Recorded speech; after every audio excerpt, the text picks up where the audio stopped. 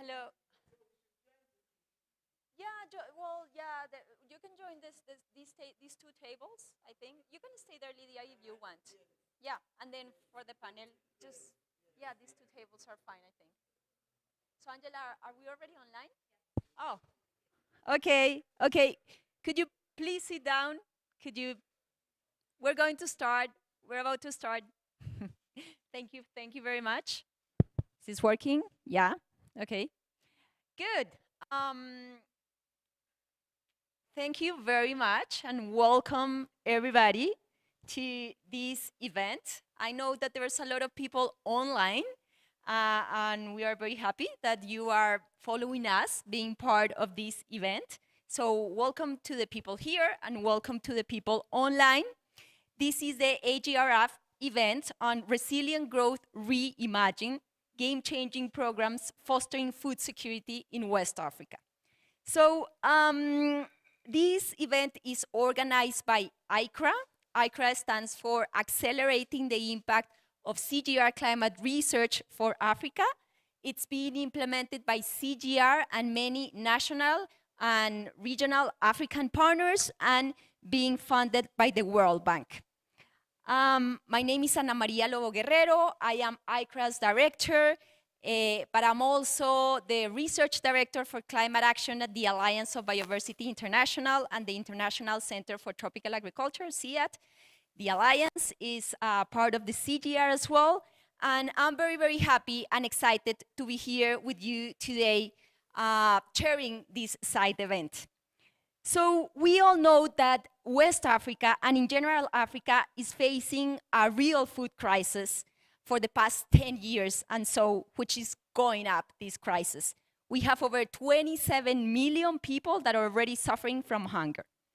And therefore, we need to think in an innovative ways that we can address this issue of food insecurity in the continent.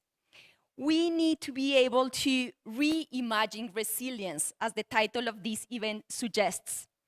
We need to have innovative programs that are able to address the root causes of vulnerability, the causes that are making Africans food insecure. We need to address structural changes if we want to see different things happening. We need to really improve the systemic resilience of food systems in the continent. And that's what we are going to be discussing today. So we have a very dark panorama in front of us. But the good news is that we have several programs that are already taking this innovative approach, reimagining resilience to address these root causes of vulnerability in the continent. One of such programs is the Fsrp, the Food Systems Resilience Program, that it's funded by the World Bank. And if you don't know what the Fsrp is, you are in the right place because our colleague from the World Bank is going to walk us through the program, which is really innovative, really interesting on how it's addressing this issue of food insecurity in Africa. But we also have other programs, such as AICCRA. And AICCRA, it's really an interesting program because it's taking all the research knowledge that the CGIAR has been generating in the past 50 years, and it's bringing all these research into the hands of 1.5 million farmers in Africa. So AICCRA is all about scaling. And it's about thinking about how to combine climate-smart agricultural practices and technologies with climate information services. So we are talking about these bundles and how through really understanding the context and tailoring these solutions to specificities, we're able to reach many, many African farmers. How we are doing this in AICCRA? Well, we believe that strong partnerships, capacity building, and having a gender transformative approach, it's part of the story. So, and these are not the only two programs. There are many, many programs that are acting to really understand how we can do better in terms of building this resilience against climate. And for more that are coming, more programs that are really contributing to this. So what we want to do today is to brainstorm about how these programs can work together. How can we work in a complementary manner? How can we be able to understand these root causes that are impeding African farmers to really be well prepared in front of climate variability, of extremes, in front of building this resilience that we need to build. So what I'm going to do is to walk through the program really fast. So we are going to start with a presentation from this World Bank program, the Fsrp, and then we're going to have a really nice panel. We have brilliant people coming from different perspectives that have a lot of experience working on building this resilience, and they are going to help us to brainstorm about how to do it better. And then we're going to give the opportunity to the audience here and online to ask questions and to continue the conversation. And finally, we're going to have some reflections, probably from Juan Lucas Restrepo. He's coming from another hotel, another CGIAR event. And he's going to somehow describe how already the CGIAR, through its 2030 research and innovation strategy, is already dealing with this idea of building this systemic resilience against climate variability and extremes through their initiatives, being Climber one of those initiatives that is dealing with these root causes of vulnerability, one of the CGIAR initiatives. And then we're going to have some time for a coffee break, where I invite all of you to continue the conversation and then to continue exploring what are the best ways to really address this issue in the continent. So let me start introducing Åsa Geertz. She works for the World Bank. She's a senior agricultural economist. She has worked for the World Bank's agriculture and food global practice in over 20 countries around the world.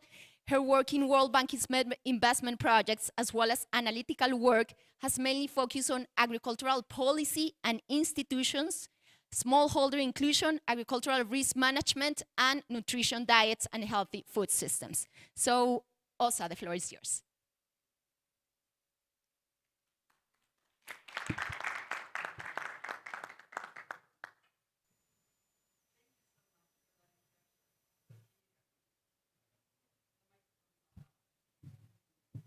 There, okay, thank you so much. No, thank you very much for this introduction. I'm really excited to be here. I'm very happy to hear that this is going to be a brainstorming, so I will just try to explain this program a little bit first, and then I really look forward to hearing from everyone else also in the room. So I wanted to talk about, again, the Food Systems Resilience Program in West Africa, we call the Fsrp, and particularly on how it launched a new approach in the bank, in the World Bank, in terms of addressing food security and promoting resilience in Africa. So I wanted to also give a shout out to the team who unfortunately couldn't be here today. I'm replacing one of the task team leaders, Katie Kennedy-Freeman, and I myself is working here in the Kigali country office as a senior agriculture economist. But I was involved in the project early on during preparation and was leading some of the kind of studies that helped design the program. And I will talk a bit more about this later. So next slide, please. There, okay. So I noted that we have some different figures, but I hope it's okay. So just as a background, as was mentioned, West Africa is in the third consecutive year of a food insecurity crisis. And this is caused by a nexus of interrelated drivers, leaving a staggering of 38 million people food insecure in these past months. So the figure had that around. So although this is a snapshot of the current situation, I want to say that these drivers have been in force for a long time, also at the time of the Fsrp preparation. And these include, but are not limited to, an increased incidence and severity of conflict and violent state fragility, and large-scale displacement of people, climate change, of course, environmental degradation driven by intensifying competition of natural resources, population growth, low agricultural productivity, but also policy issues such as poor regional trade integration, inefficiency of public expenditure, more recently COVID and Ukraine crisis. I think what is important to note is that these drivers are multi-sectoral and they require a systems approach. It can also be noted, or as you can see, a lot of these drivers can be very difficult for countries to manage on their own, and they really require regional collaboration for effective solutions. So next slide, please. So the first two phases of FSRP are ongoing right now, and they have a combined investment of $716 million from both the World Bank and other partners. The objective of the program is to increase preparedness against food insecurity and to improve the resilience of the food systems in participating countries. So the countries currently participating in these two phases. So the first phase was Burkina Faso, Mali, Niger, Togo, and the second phase, Chad, Ghana, and Sierra Leone. There are also 3 regional organizations. There are more organizations participating in this, but the 3 regional that are kind of like the counterparts, just like the countries. And these are SILS, which is a Permanent Interstate Committee for Drought Control in the Sahel, for those you who didn't know. And then it's the CORAF, which is the West and Central Africa Council for Agricultural Research and Development. And finally, ECOWAS, then, which is the Economic Community for West African States. The first phase was approved in November 2021. The second phase just a few months after, so early 2022. And they run for around 5 years. And then there are more phases, hopefully, to come of the program. I will talk more about this as we move along. So next slide, please. So there are 3 key features of the program, I can say. And one is that it takes a food systems approach, which had been, at least for World Bank finance projects, it's something that we have slowly moved towards to, but this was one of the first really large programs doing this. So rather than just focusing on the agricultural sector, also focusing on more like a systems approach. The other feature is that it's a regional program, and it means that we have both activities. There are both activities at country level, but also at regional level, and I will talk more about this later. And then it's a multi-phase programmatic approach, or an MPA, as they say. And I already mentioned that we are now having phase 1 and phase 2 being implemented, and that there may be more phases. And this is exactly what it means, that it's not just one project, that it's a program, and we will face it. And I will talk more about this also. So next slide, please. So this is a bit of a complicated slide, but so in accordance then with the systems thinking that was promoted at the UN Food Systems Summit, as I said, FSRP is among the first large-scale programs that has moved beyond traditional silo thinking and focuses on sectoral solutions. So taking a systems approach, FSRP combines cross-sectoral interventions to generate mutually reinforcing benefits and synergies. So the idea is, for example, that improving the productive base can improve regional supply. So the productive base in different individual countries can also improve the regional supply in food, but also for these countries to decrease the dependence on imports outside the region. And while then improved intra-regional trade can also smoothen out differences both in food availability, which is a big issue in some parts of the region, but also the price volatilities, which is also really a problem.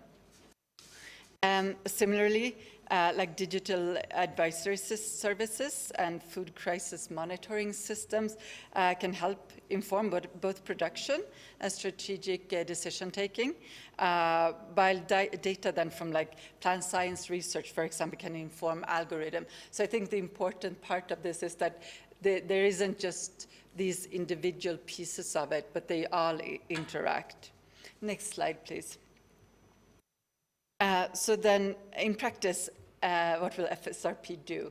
Well, FSRP will increase the effectiveness of agriculture and food crisis prevention and management and strengthen the capacities to adapt to climate variability and climate change. It will also strengthen the food system's productive base and make it more sustainable. And it will support the regional food markets integration by linking beneficiary countries and consolidating their food reserve systems, and also strengthening the development of strategic regional value chains.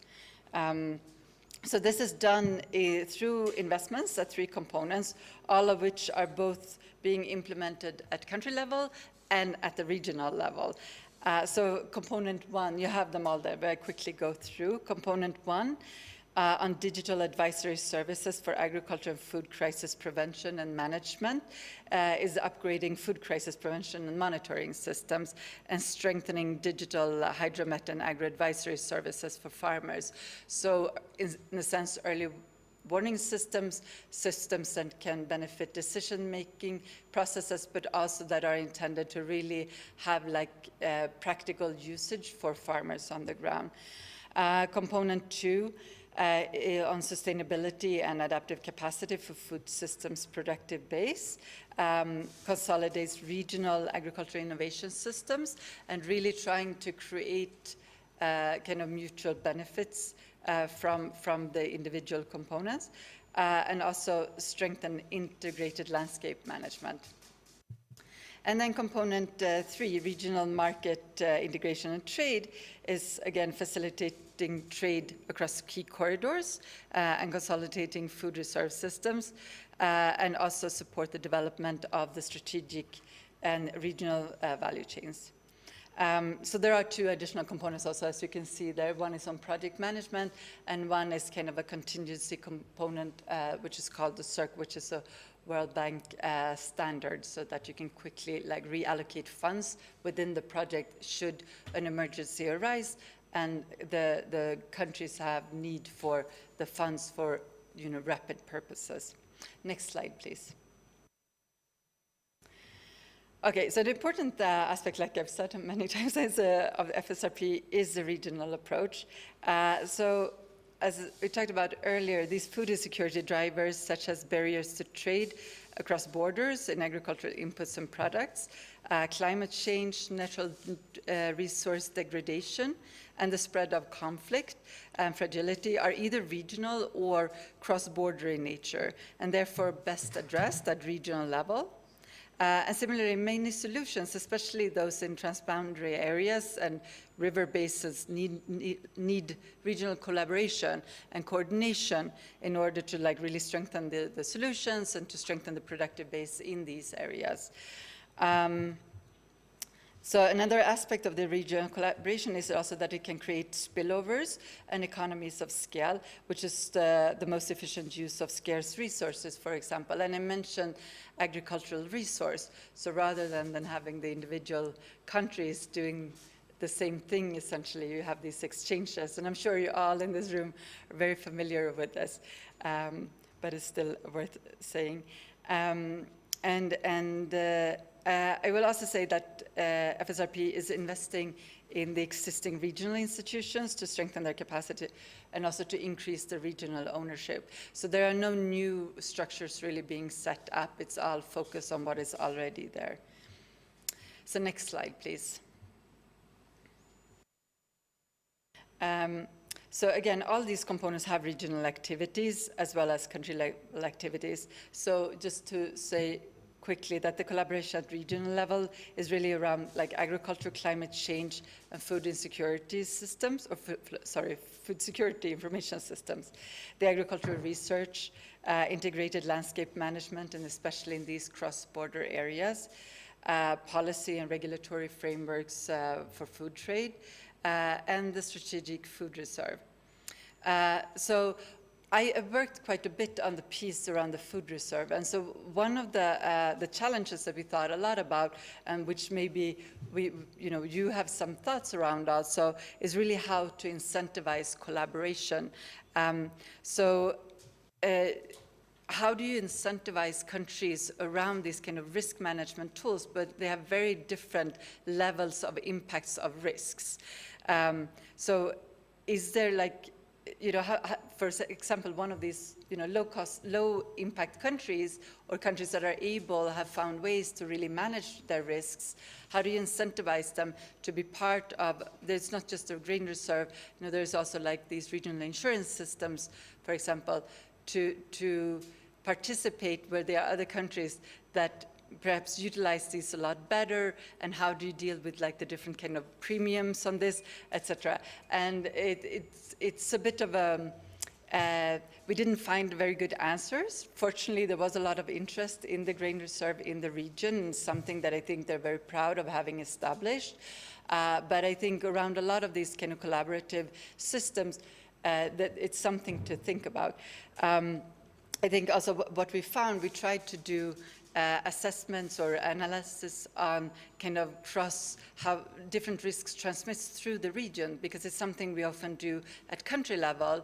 And one thing that we could see was that that shocks, kind of drought shocks, for example, on the productive systems in one part of the region actually could have impacts on prices in the other parts of the region. So that might be an incentive then to collaborate around these kind of productive investments, even though they may be outside of the country. But I think it's something that, when we talk about these new innovative approaches and the regional collaboration, to also kind of acknowledge and think around like how to really incentivize this. So next slide, please. So yes, so again, the FSRP is designed around using this MPA, the multi-program phase approach. The multi-phase programmatic approach, I'm sorry. We use a lot of abbreviations at the World Bank, but the MPA approach as a financing instrument. And what it does, some of the advantages of this is really that, you have a possibility of gradually scaling up a project. You don't have to have the whole project set from start, because you can kind of build on it as you move forward. You also have the ability of doing things a bit more like long-term. So in this case, of course, what we talked about is really this aspect that certain countries were part of the first phase, and then you can kind of add countries as the program moves along. Another aspect of it, which is really beneficial for a program like this, is that it has a possibility of generating learning. So in early stages, you can focus a lot on the learning and, around in these first movers of countries. And then you can adapt the program as you move along.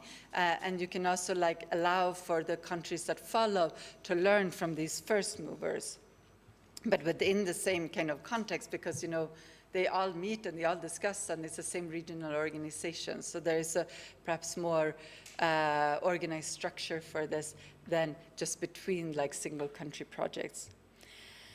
It also allows the FSRP to build regional capacity in the medium term and to generate buy-in from countries for structural reforms.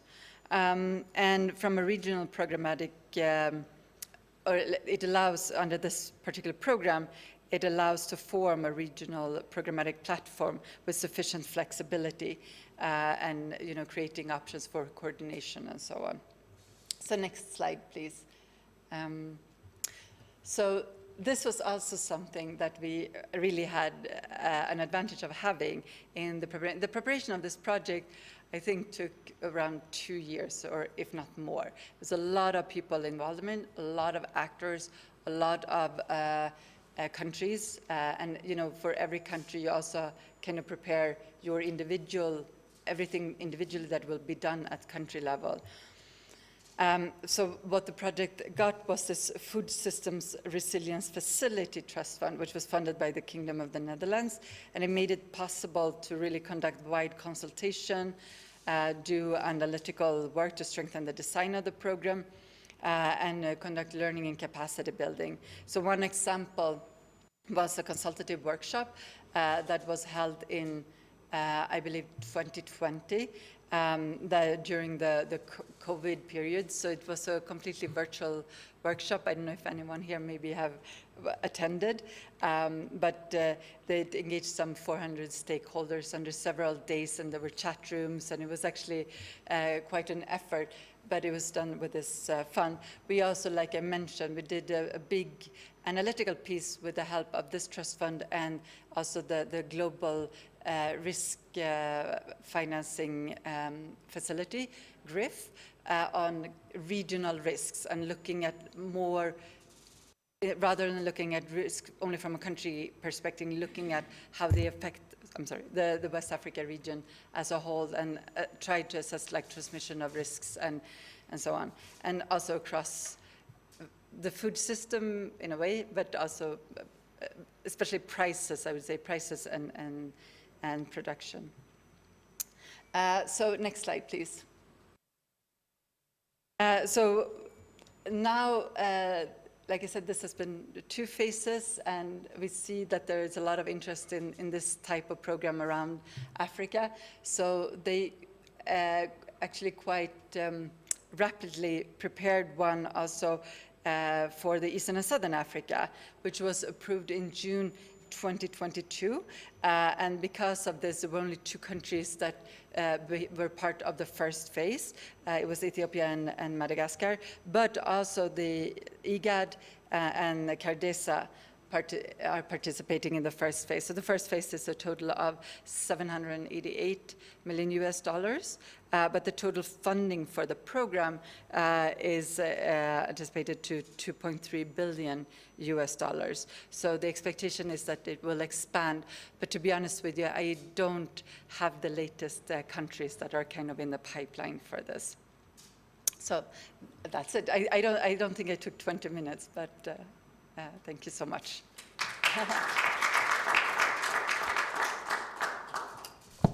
Thank you very much. Also, that was very informative. And I would like to invite our panelists, including you, to the table. So, Lydia, Kofi, could you please come up here? Take a seat.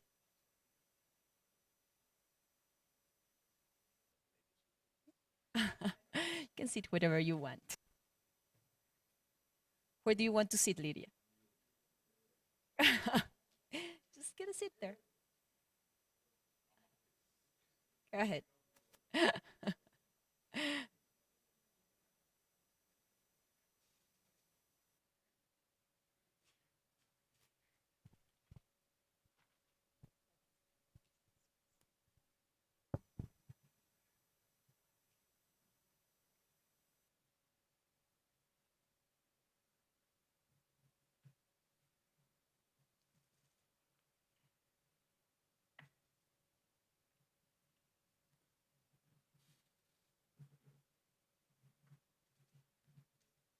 Okay, is this working?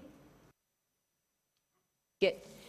Okay, so thank you very much for that presentation. That's going to provide us a lot of information and context and food for thought for the conversation that we are going to have in this panel. So let me introduce, first of all, the panelists.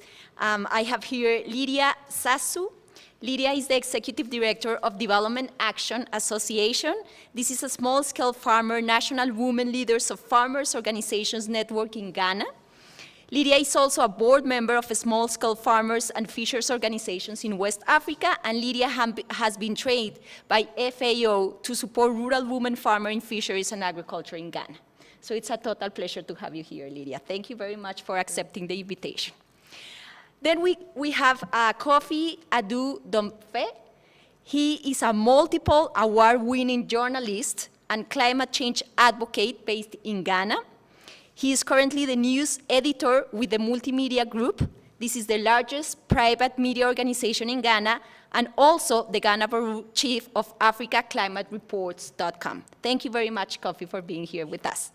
And you already know Elsa, so I don't have to introduce you again. So let's go straight into our questions. Perhaps I can start with Kofi. So we have been talking about the importance of addressing this issue of building resilience in the continent, in Africa in general, in particular in the different countries. But according to your experience, your perspective in the communications world with the media, what are the critical challenges in food and climate change in a country like Ghana? Thank you very much. Indeed, it's a privilege to be here. And I want to say that if it comes to the issue of climate change, if there is any particular group or any sector of the economy that is hardest hit, it should be the agricultural sector. Ghana has a predominantly farming populace in terms of the mainstay of the economy, agriculture. I would say that from production through to post-production to even marketing, the average smallholder farmer in Ghana is adversely affected by climate change. I'll give a typical example of a farmer I recently encountered in the Bono East region in a town called Atebubu, Nina Bauer.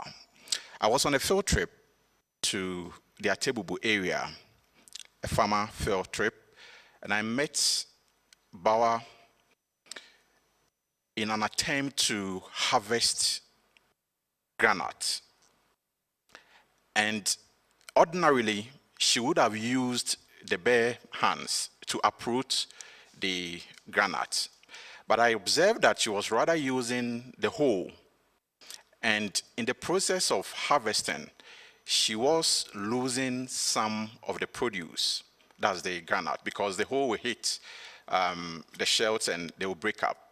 Then I confronted her and asked, why are you not using your bare hands as you used to do? Then she said, unfortunately, we were expecting the rains to come so that we could have the ability to harvest our granite. But unfortunately, it couldn't happen. So I have no other alternative because the ground is so hard that I can't use my bare fingers to uproot. And that's a reality that such a farmer was facing. She was not only going to lose the produce, but the livelihood of her family is at stake. And these are the realities that cut across the farming communities. Access to fertilizers, of course, remains a challenge. And the production process stages. Climate change is the realities that people are not really talking about. And using Nina as a smallholder farmer, you realize that it's not only at that level that the impacts are being felt. The rains, of course, being predominantly rain-fed agriculture, the rains, when they do not come as expected, the farmer is affected. When the rains do come excessively, as we are recently experiencing, of course, the soils are affected and other activities on the farm are adversely affected. Like I said, throughout the production stages, they do not have the right storage facilities, they do not have the right access to information to even plan with the seasons. And these are the realities that climate change have brought onto the agriculture sector. So I can say that as we currently are in Ghana, climate change can be deemed as one of the predominant threats to agricultural production in the Ghanaian economy. Thank you, Terry. Thank you very much for that answer and for sharing Nina's experience with us, which is just, I guess, an example of the many millions that we can find in relation to the challenges that farming throughout the continent, farmers throughout the continent are facing. So, Lydia, you have tons of experience working on this issue with communities, with farmers, on the ground. Where are we in relation to this challenge? What are we doing? And what do we need to do more in order to be able to successfully help our farmers? Thank you very much. I will take this opportunity to thank all the organizers, everybody, for making this meeting possible for us and making me to sit here. It's a very big advantage. Development Action Association, as we know, is a program that started with FAO. They realized that women don't have a voice. So they put us together, and they grabbed me from the ministry to come and do this job. I had a training, and it was a program on Freedom from Hunger Campaign Action for Development. And after the project, the beneficiaries realized that they can't go and leave that the project ended, but rather to continue the project. So they came out with Development Action Association. This project took over from fish processing, using improved method in fish processing, cassava processing, vegetable production, animals. So it means we are holistic of the whole agriculture, and women are there, and in small regions where we are working. And the women are about 98% of the women, and only few men are included. These men, now we are looking at family, bringing them together. They farm, and then they sell. With the fish processors, we'll be able to train them in hygienic way of processing. Now we have a facility that we train the women in improved fishing processing.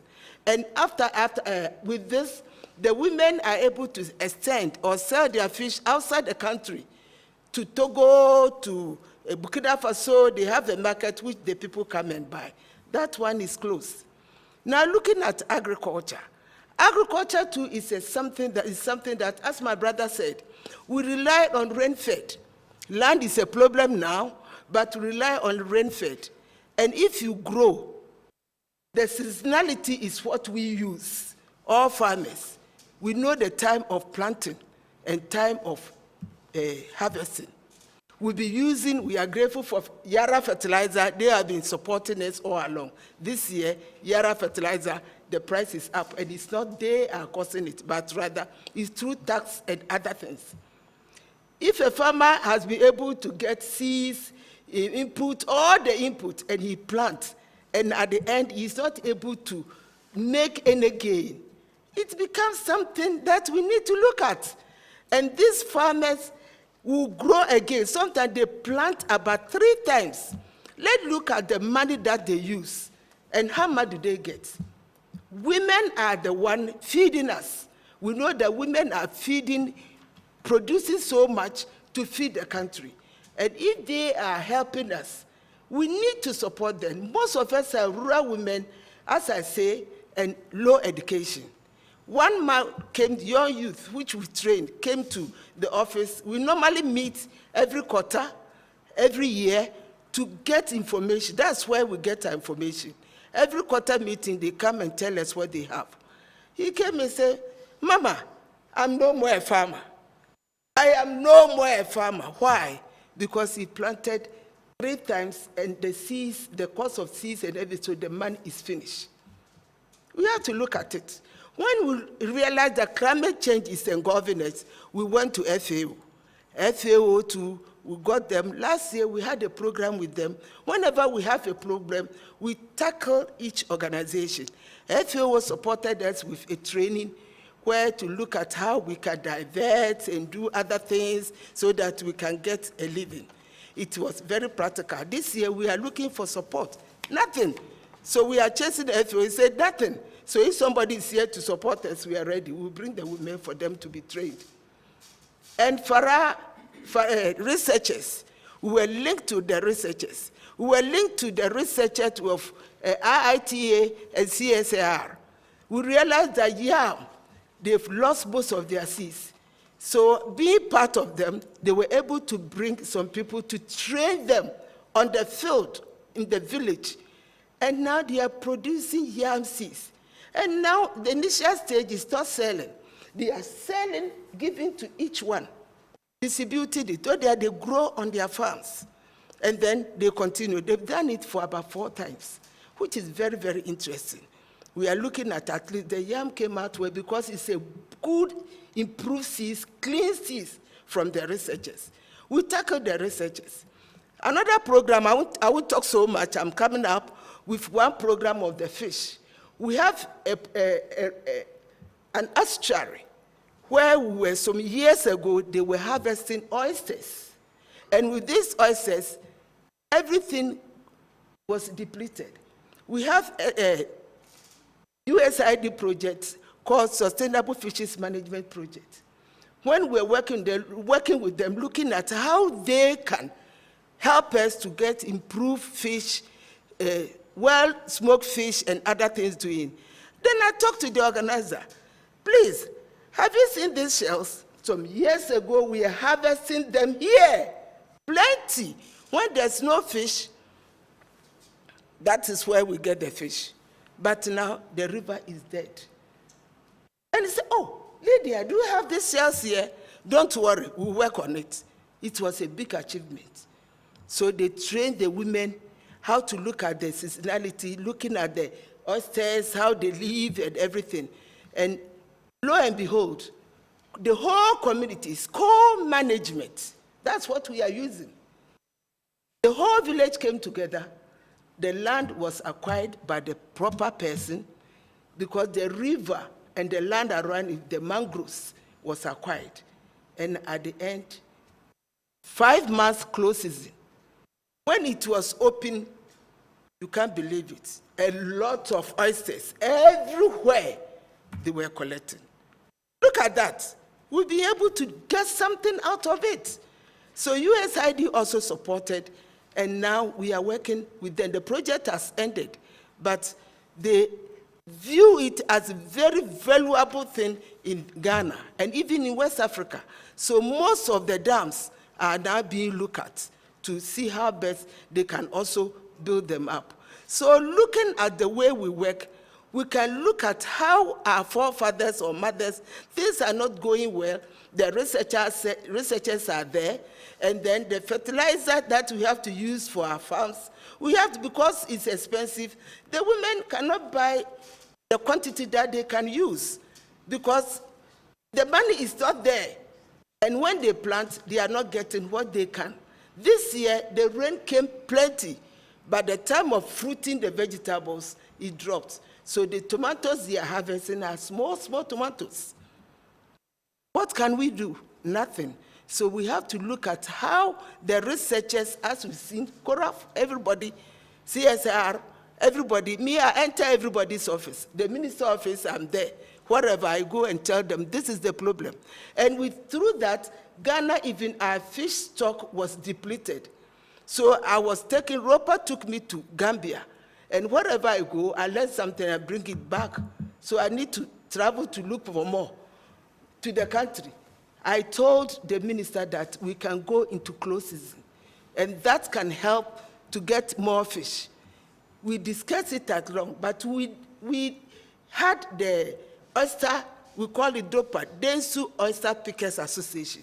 We did that, it's now 5 years now, and they had a lot. So everybody believed that when we close the sea, that the fishermen won't go to sea and we close, then the small fish can grow and we can catch them. And now Ghana, they've done 3 years, which means with all the small activities that we are doing, it comes up. And with the advocacy issue, these women, some years ago, we were telling the minister that the fish is getting depleted. What should we do? They wouldn't allow us to enter the ministry.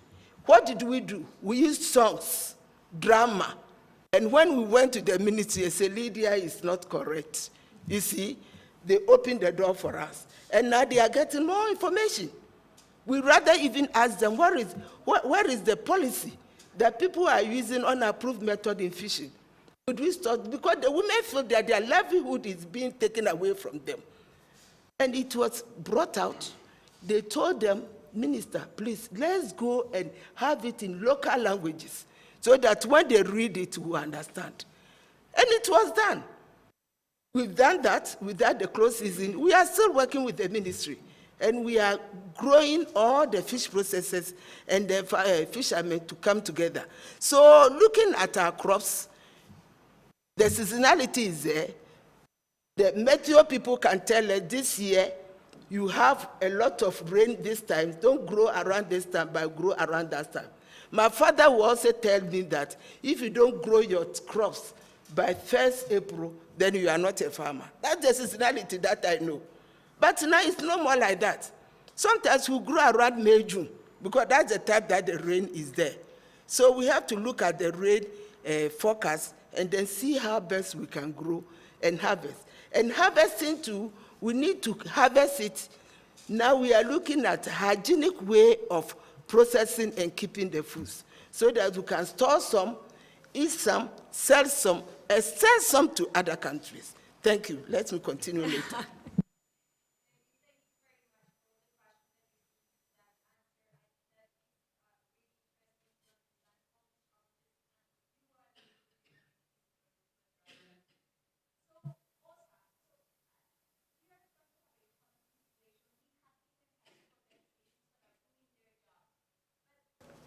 Sorry, thank you. But I think that it's, so, and this is very much from a researcher and implementing of projects perspective. We have always fought for the case of having long-term projects. And when we started this event, are you okay? I'm okay. Do you want some water? I've taken some. Okay. We said the importance of really understanding these root causes of vulnerability. What is really impeding African farmers to build resilience against climate? And always emphasizing that it's really hard through a project that lasts 3 years to really go through understanding those root causes and then making sure that we are implementing the right actions to respond to those. So I'm very positive and enthusiastic about this FSRP program and having a term of 10 to 15 years. But I think that this is a real shift in the way that the World Bank is allocating resources. So if you could tell us a little bit about the reasons for this change and what's the perspective of, are we going to see more of these programs perhaps in other geographies that has this long-term view? Because I really believe that if we want to address the issues in relation to resilience, we need to think in this way. So what's going to happen in relation to that, Osa? Thank you so much. So admittedly, this starts feeling a little bit abstract compared to these really exciting stories and very impressive. Also, it's very impressive with these women who really changed the way that the policymakers were thinking. So kudos, very impressive. But okay, so back to then the more corporate and the World Bank's programs. So I talked a little bit about it during the presentation. I mean, my understanding is that really it was exactly what you're saying. Obviously, this was somehow decided a few steps up in the organization to move into these longer-term programs. My understanding is that really it has its limitation for a lot of different sectors. It's not just agriculture, working in these kind of 4 or 5 year project cycles and trying to really achieve the results you will want. Also, I mean, for governments, it's also difficult because it doesn't allow for them to plan. As I hope most of you know, the World Bank doesn't have its own project. It finances projects for governments. And so this is really the government's money, and they need also to have some kind of predictability when you make large-scale investments in different sectors. So I think at the same time, what it allows for, rather than having one long project that is 10 to 15 years, you have like a series of small projects that go under the same kind of development objective. And it really allows for you also to kind of tweak your project better along the way. It also allows for other donors to, or like other sources of funding, I will say, to also be attached to like phases as they move along, as you see that the project is working. And then also, as we could see here, it allowed for an ability to scale up in this case. So in fact, I work on other MPA also that is in DRC, so I can have that as an example. It's also a 15-year MPA in 3 phases, but on the health and nutrition sector. So there I work on the nutrition-sensitive agriculture component. And the health sector, I think, is a typical also example of this.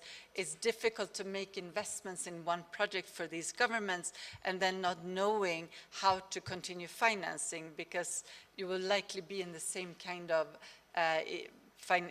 income level in maybe 5 years, but maybe not in 15 years. But under this particular project, what it's also allowing us to do is the project is financing some provinces, and then the idea is to scale it up across the country, but also to pilot, what really works.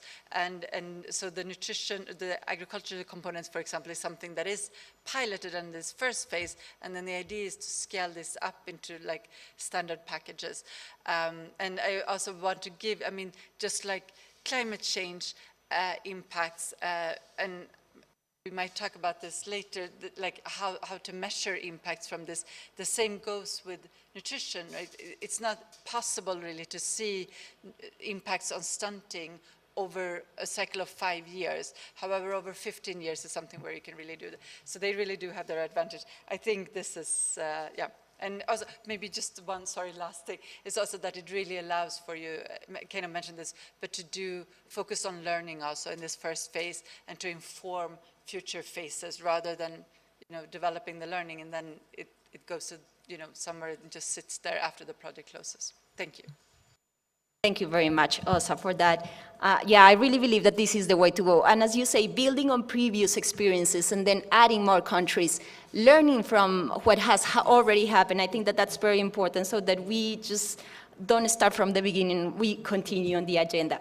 So we're running out of time, but I just want to ask a last question to Kofi and Lydia. So if you could be very brief so that we can open the floor for questions.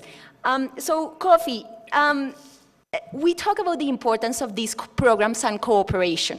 From your perspective, from communications, from media, how can countries like Ghana, for instance, can cooperate with neighboring countries or international organizations, either the World Bank, the CGIAR, to really help farmers on the ground, as Lydia was saying, that are facing these challenges to build this resilience and be well prepared? That's a very important one, and I think Lydia just made mention of the fact that Ghana has learned something from Gambia in terms of best practices in protecting the fisheries. I think that's a very important area of synergy building. I also want to say that there are a lot of indigenous knowledge in the system. For instance, I recently spoke to my team, my news team spoke to a farmer who was challenged in producing his plantain because of the weather, of course. He wasn't accessing irrigation, he was challenged in accessing irrigation, and he had no option as to how he was going to get his dam up and running. And he came out with a very innovative idea of using the plastic bottle and perforating the back here and putting water in there, and then he put this beneath the stem of his plantain, and it seeps through the roots for 2 weeks, 1 month. If he's not back to the farm, at least he has some form of irrigation happening. So I believe that there are a lot of knowledge that abounds locally at the national level that other countries can tap into. So at the international level, what I'm expecting is that if a country like Ghana is doing something that is worth adopting or scaling up in, let's say, Gambia or Gabon, there should be that synergy. And scientists must be able to collaborate in a way that access to knowledge will abound across the sub-region and globally. And I think in building these synergies, it will not be difficult to access scientific data and information that will help the average community or farmer to access the skill sets and the knowledge to better improve on their productivity and production. Thank you. Thank you very much, Kofi. And then last question for you, Lydia. So how do organizations like yours, so think about Development Action Association, can interact better with other programs to build this resilience, either with the World Bank, either with the CGIAR, with different types of organizations in order to it was really exciting to hear what you've been able to accomplish, or the women organizations have been able to accomplish, how through interaction with these programs you can do more of these and scale all these nice things that are already happening in your country. We have women. Most of them are illiterate. But when I say illiterate, it doesn't mean that they don't have this, but they cannot read the English or the French to translate it. Writing proposal, they can't do it. But if we are able to bring it down to their level, they will understand it and they will give you a lot of ideas. DAA, which is Development Action Association, my board members, we are illiterate. But we'll be able to stay up to 22 years. FO said bye-bye 2000. And we'll be able to stay up to this time. USID has built a very big office for us for fish processing and hygienic way of processing and keeping fish, which we are training people. If we are not doing it well, they wouldn't have come to that level. We bought the land through our contribution, and then we started something small. And now they've built an office for us. So looking at what we are doing, more can come. We are illiterate, but we can't write our proposals. But if you partner it with others and we get it, we will implement. We'll be hearing of World Bank, World Bank, World Bank. We have not benefited. It goes to maybe to the ministry, and the ministry, they go to the communities. And if they are not able to go to some of the communities, who get it? My people told me, Mama, when you go, tell them that irrigation is a problem. We plant. If it doesn't rain, then that's the end. We lose everything. As for the fish, I'll put them at the ministry, so we are working through that. Now we have aquacultures and whatever, but the sea, we are now controlling it different way, and the oysters, we are doing it. So the big organization, we want them to come to us and support us to do something that we can't do. Because FAO saw that rural women, we don't have a voice, so they put me there. With my low education, I've been able to bring them up to a certain level. The proposal that we can, we write. If not, a big one, we can write it. If you hire somebody to write it and we don't gain it, the person will charge you. And where is the money? World Bank, we want you to come to us and help us so that we see what we can do. Farah knows Lydia. Forum for Agricultural Research, they know.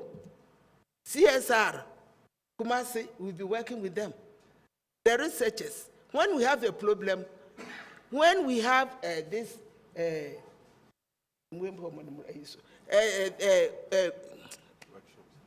when we have a problem, we sometimes take the leaves and then the insects and then take it straight to the research office and show it to them that this is what we are having. They are destroying our crops. What should we do? And they too tell us, or they organize it, or they involve us in some of their programs. If not, nobody knows it, because we are not English people, we are not high class, so that they bring us together. We are there. We can do more. So let's look at, last World Economic Forum, I spoke that the rural women, what are we doing? I'm still sitting there, nobody came to our office to support us. Now, as I'm here, please, I'm talking to the World Bank, everybody, the researchers, help us, and we prove that we are working. We'll do it. Because we are feeding ourselves, feeding the community, feeding the nation. The fish that we process it, and we've trained them to store it for 9 months.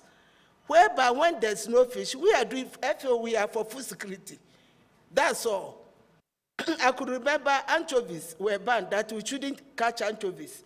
We went to the minister that, please, the anchovies is for food security. We are able to store it for 9 months. And when there's no fish, that's what we transport to other market areas, and then the border, which means regional integration, We are somewhere there, and we are working. So please, let's see how best we can interact or partnership with some others so that we can work with you, and then we'll prove it. Land is becoming expensive in Ghana because we are building houses instead of planting. But wherever we have the land, we can. We've won a lot of awards. I think 2019, we have Ghana Farmers Day, 2209, the second national best farmer. It was a literate woman. We trained her for 4 months. After that, she won an award for being the second best farmer. Look at that. She's doing well. She's now old. But the children are there. They are continuing. And the area, everybody woke up, and they are all doing farming.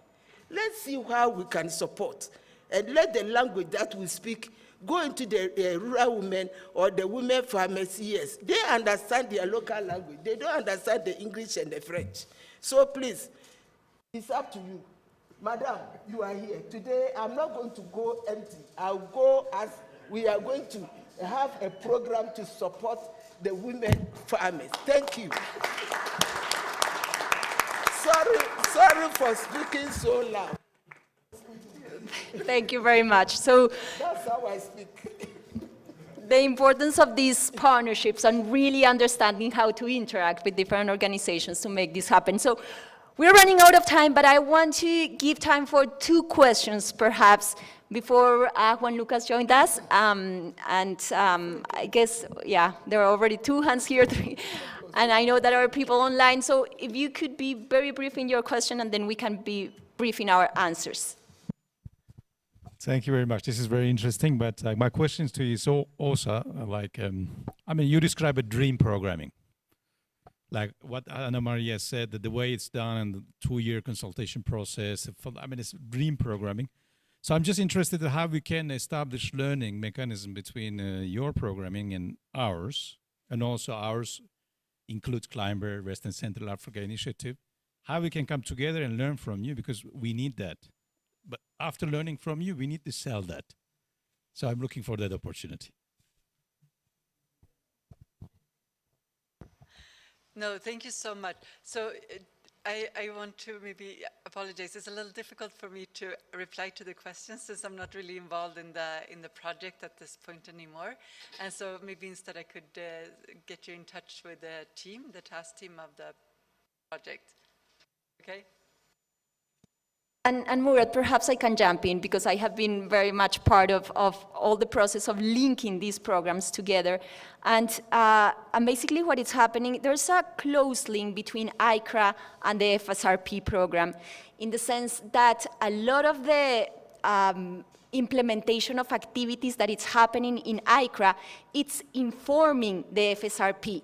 So just to give you an example, we were part of, or the West Africa leader for AICCRA was part of the person that was writing the proposal for the Fsrp based on what we have been already implemented in AICCRA.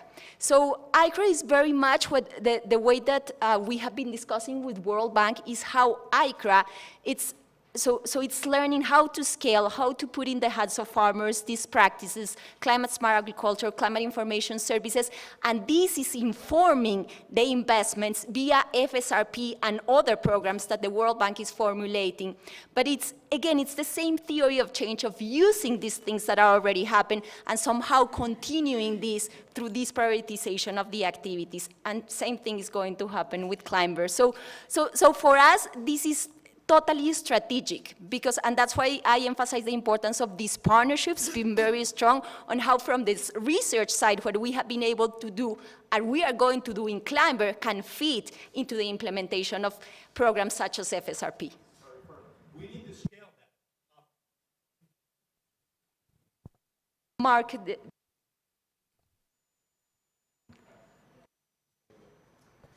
oh, okay, sorry. Yeah, so this has been really, really informative and fantastic to hear this. So I think what I'm getting from this is, okay, so how can we actually make resilient growth reimagined, but based upon that indigenous knowledge, that local knowledge, bringing farmers on board?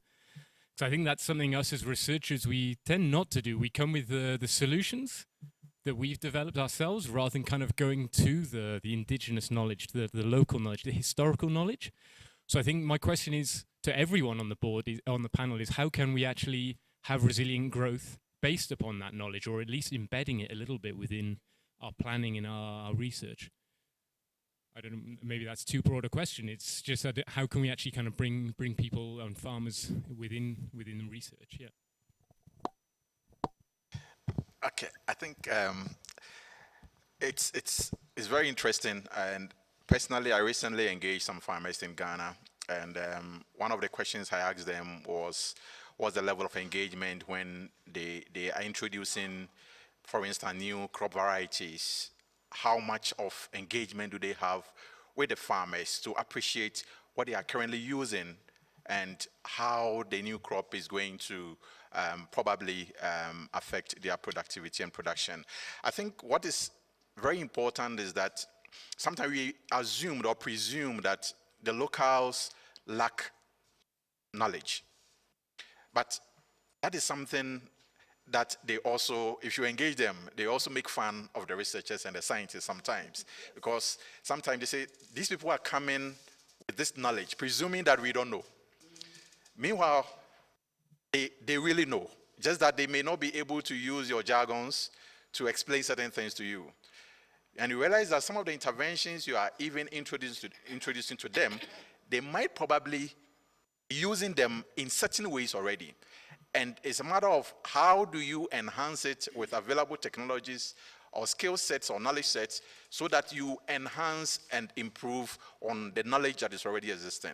So I believe that whatever intervention researcher scientists intend to accord or afford the average farmer or the average local person, there should be that needs assessment directly with the intended beneficiary to appreciate where they are and how we can meet each other at a certain level and not presume that they don't know at all. And I think that will help enhance research and also help bring out products or services that will be relevant to the locals. Thank you.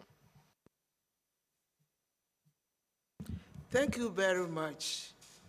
I will say sorry for saying this. There was a meeting which I was there, and then they said, oh, we are fed up with these locals. They are spending so much years and they are changing.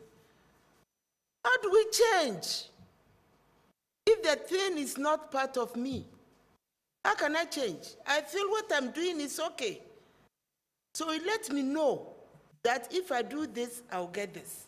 And this will also affect me or not affecting me. So we need to, the rural people they are the people feeding us.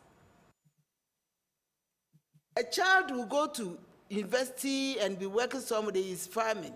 He will do the farm. He will do for some years, he will stop. And we'll go back to the locals. There are so many crops which they know where to plant them. They know where to store them. But it's a matter of helping them. Let me give you one example. We have a stove called Choco Smoker in Ghana.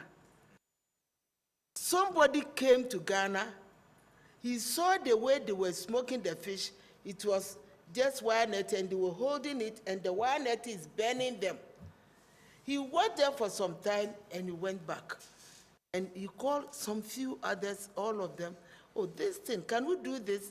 It was just simple. They made a small wood around it, which they hold the wood. And that's all, that's the solution.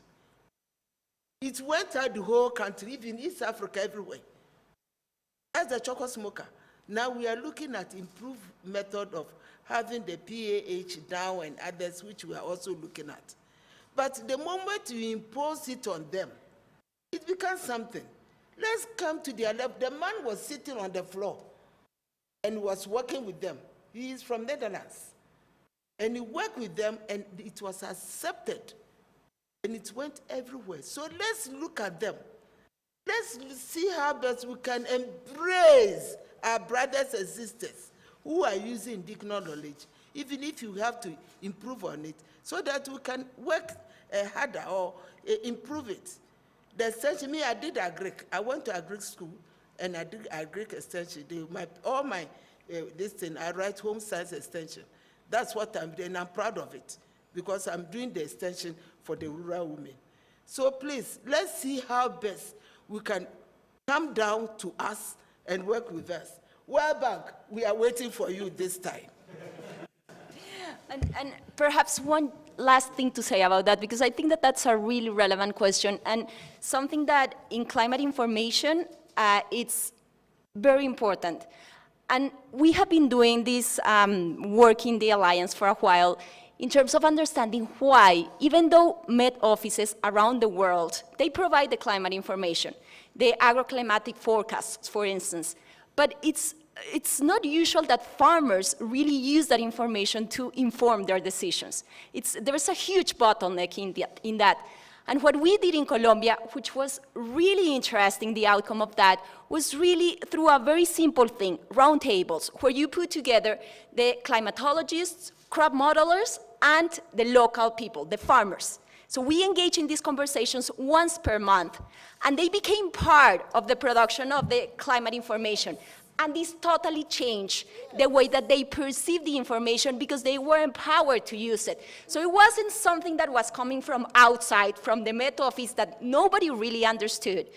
But they were part of that. And at the end of the day, what they brought into that conversation was so useful, because they were the ones that were going every single day into the field to see what was happening with the rice.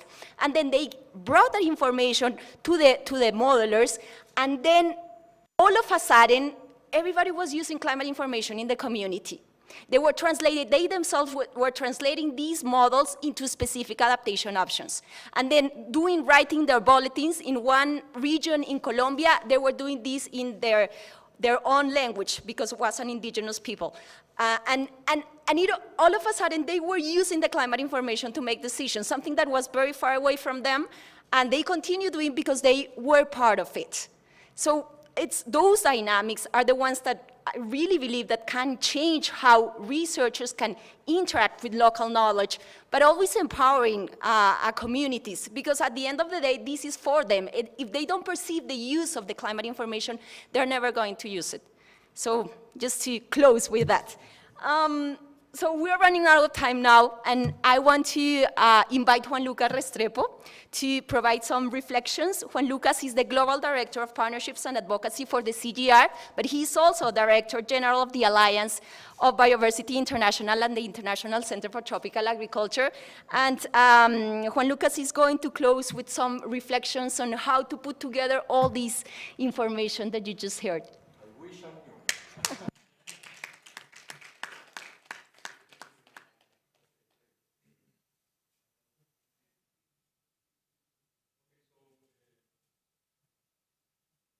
We have people online, so it's important that the mic functions. Otherwise, we would not need it, because we're a small group of people in a very important conversation, and I'm sorry to have arrived late. We were celebrating the 25th anniversary of PABRA, our Pan-African Bean Research Alliance, that has done so much for this country, for farmers, for consumers, for livelihoods, for climate as well. So I was kind of witnessing a history of success at coming here and listening to you you're kind of getting this recipe together in a pot for a nice broth, and understanding that in order to tackle this very tough challenge of climate change, it's not a silver bullet, single solution. You just, okay, here is your formula. We just heard the roundtable element in Colombia that, even if the information is super valuable, useful, etc., if it's not uptaken, if it's not owned by the farmers locally, it's basically not going to work, and it's going to be a lot of frustration, sometimes a lot of anger, and a lot of resources and time lost when we really do not have a lot of time. So I understand you've been discussing about how complexity is important, and this systems approach, and how to really address and embrace complexity. Simplicity in solutions is fantastic, especially if they're locally owned, but they are part of a larger scenario where not only a drip irrigation, but that needs to be blended in together with a number of things related to knowledge, related to culture, related to institutions, policies, really to have like an enabling environment to help. So it's not only that there is no silver bullet, but that means that we need to go local. In order to go local, the levels of investment we're seeing are definitely not enough. We're going to need to double up investment in these types of efforts to really acknowledge the huge diversity and different ways of how climate impacts a specific municipality. And if you go over the other valley, the situation may be so different that this silver bullet again is going to fail. So one is really going local, and the second one, as we heard, it's really bringing together the capacity and the power of the communities of the NARIs. The NARIs are the National Agricultural Research and Innovation Institutions, meaning not only public but private sector as well. And the first businessman is the farmer. So how can we not acknowledge and understand that private sector is absolutely critical?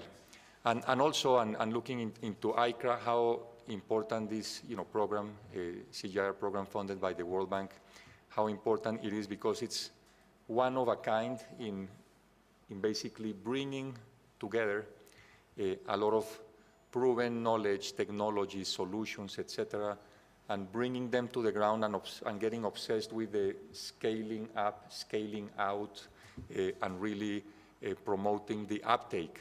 Because that's what we hear in every discussion, especially with government officials, etc., saying, oh, yeah, research is fantastic, but where is the impact? And of course, this is the type of program that helps build the two. More, doubling up resources for research, collaborative, co-design, that's absolutely critical, but it's as important to have these efforts that complement what the needs to really see us impacting, hopefully very soon, the billions that are really tackling this climate challenge. So it's great to see AICCRA is doing that. It's also great to see how it's linking and has been critical, and we just heard about the, let me get the name straight, the Fsrp, the Food System Resilient Programs, and how we are very proud to have been informing this program that it's, resilience is becoming another critical thing, and we're just, the food crisis is just an example that we cannot just expect linearity and simplicity, and because there is, a war taking place, there's things that were not expected, and again, shake the systems and just erase the microphone and erase like all of the achievements that have taken so much effort and resources to generate. So it's great to see that. And of course, understanding, and maybe I want to start closing, how it's not institutions as CG, but it's the partners on the ground, the national institutes. I was the head of the Colombian National Institute for Research, AgroSavia, and we saw sometimes CGIAR like up there, and we struggled, and they looked like a lot better than we did, and that cannot happen. We really need to bring capacities and empowerment to national institutions, both public and private, as I mentioned, and we're thinking about this. In CGIAR, we're setting up this new thing that we're calling capacity sharing for development, where we bring money, not through initiatives, but straight to partners, so the partners can then, through nice matchmaking efforts, say, okay, I'm going to join this initiative with my efforts, my resources, and we're going to share the outcomes, and we're going to increase the level of those outcomes. And this is thinking that CGIAR, as it's getting integrated, can do. That was very difficult to accomplish through centers, even that we're big as the Alliance, we're not big enough to kind of get these new efforts on the ground. So finally, great workshop. I think lots of learning, lots of listening, and these are very important venues to recalibrate, to get things done better just by learning from others. And just saying that we have, well, this crisis is huge. 3.6 billion people that are being affected, SDGs that are to be met in 8 years that will not happen if we don't really raise our game. And into COP27 venues such as this one, this dialogue, bringing this dialogue into AGRF, because the African continent is absolutely critical in terms of meeting the SDG. Is going to be absolutely critical. So I'm very pleased to be here. Thanks for helping us. Thanks for this important discussion. Thanks for the inspiration. And let's just ramp up our efforts to meet these huge societal challenges. Thanks a lot.